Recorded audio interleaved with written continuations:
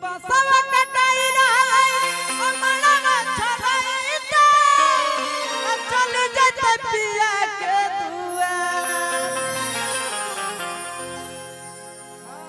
कि बसवा कटाई रहाई अमरवा छराई ता चल जते पिया के दुआर आहा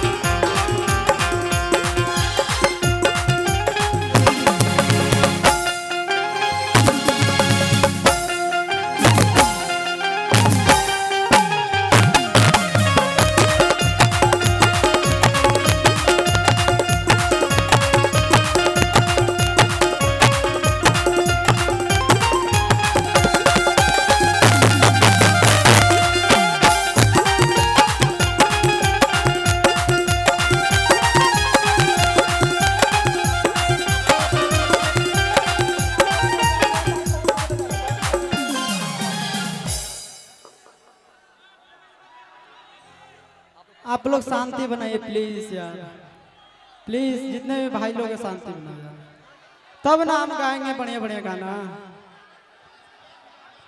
मैं जुम्बिक ग्राम के आदरणीय विकास जी को आमंत्रित करता हूं कि वह आए और शॉल देकर। कहाँ है राहुल भैया, कहाँ है? हम सबों के बीच आदरणीय विकास जी कहाँ है? हमारे कोरियोग्राफर साहब जहाँ भी आइए, आइए।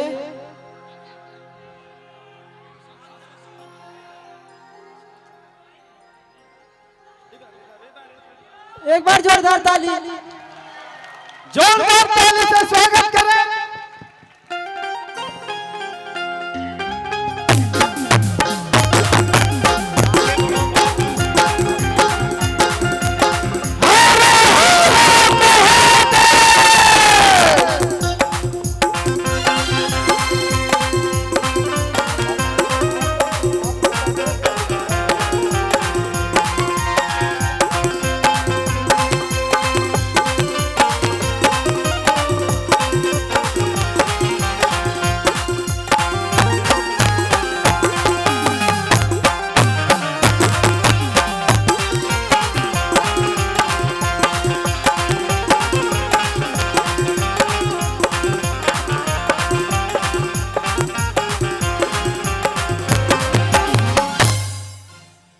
अपना जमुई का है। एक तो गाना कि प्यार मोहब्बत धोखा है अभी।